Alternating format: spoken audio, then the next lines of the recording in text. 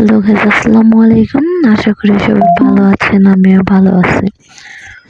প্রত্যেকটা মানুষের জীবনে একটা পার্সোনাল মানুষ থাকে বা ব্যক্তিগত মানুষ, যার সাথে মনের সবগুলো কথা শেয়ার করা যায় বা মনের দুঃখ কষ্ট শেয়ার করা যায়, হোক সেটা বেস্ট ফ্রেন্ড বা প্রিয় মানুষ। তবে আমার ক্ষেত্রে মনে হয় প্রিয় মানুষের চাইতে বেস্ট ফ্রেন্ডকে খুব বেশি সবকিছু শেয়ার করা যায়। কারণ ভালোবাসার মানুষের সাথে যেটা শেয়ার না করা যায়, বেস্ট ফ্রেন্ডের সাথে সেটা শেয়ার করা যায়।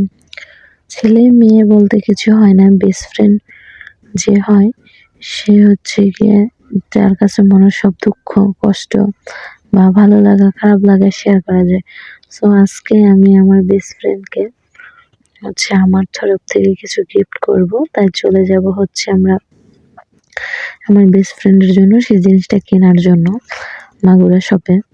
দেন গিয়ে এখান থেকে আমি আমার বেস্ট ফ্রেন্ডের জন্য শীতের একটা জিন্সের যে কোটিগুলা বা কোট বলে সেগুলা কিনবো।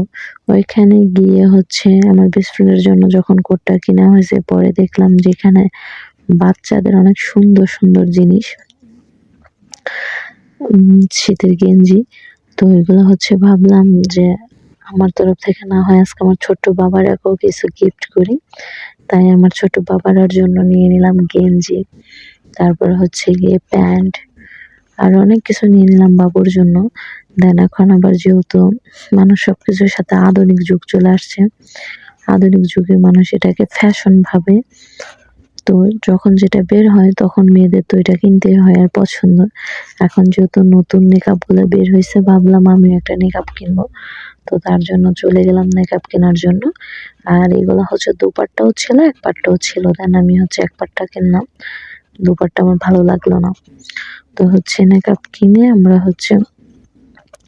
এক কাজ করতে গিয়ে আমরা আজকে অনেক কাজে করলাম।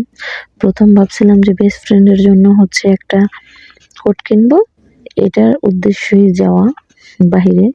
দেন ওইখানে গিয়ে আরো অনেক কিছু কেনা হলো, কোট কেনা হলো, তারপরে গিয়ে আপনার নিকাব কিনলাম বাবুর জন্য, কিছু তাও গেঞ্জি প্যান্ট ট্যান্ট কিনলাম। কেনার পর আম্মু বললো যে যেহেতু একবার আসছি তাহলে এটাও করে যায়। যেহেতু এখন শীতকাল, শীতের সিজনে গিয়ে কুমড়োর বড়ি দেওয়া হয়। তো আম্মু বললো যে কুমড়োর বড়ি দেবো, তাহলে কুমড়োর ডাল কিনতে হবে। সো মাসকলাই ডাল দিয়ে কুমড়োর বড়ি দিতে হয়। দেন সেই মাসকলাই ডাল কেনার জন্য আমরা চলে গেলাম ডাল কেনার জন্য। যেহেতু নতুন ডাল এখন বের হয়েছে, আম্মু অনেকক্ষণ ধরে বললো, মানে দোকানদারের সাথে বললো যে ভাই এটা কি ভালো হবে নতুন ডাল? তা দোকানদার বললো যে আপনারা তো প্রতি বছরই আমাদের কাছ থেকে ডাল কেনেন, তাহলে আপনাদের ভেজাল কেন দেবো? হ্যাঁ, এটা নতুন ডাল।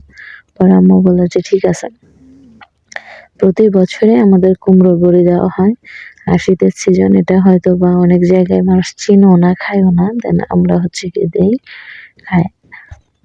তো ওইখান থেকে আমরা বেরিয়ে যাই ডাল কেনার জন্য, বড় বাজারে চলে যায়। মাছের আরো দুইখানে অনেক কিছু ছিল, মাছের দোকান অনেক দোকান মোকান ছিল। আম্মু চলে গেছে। আর এই হলো সে মাসকলাই ডাল।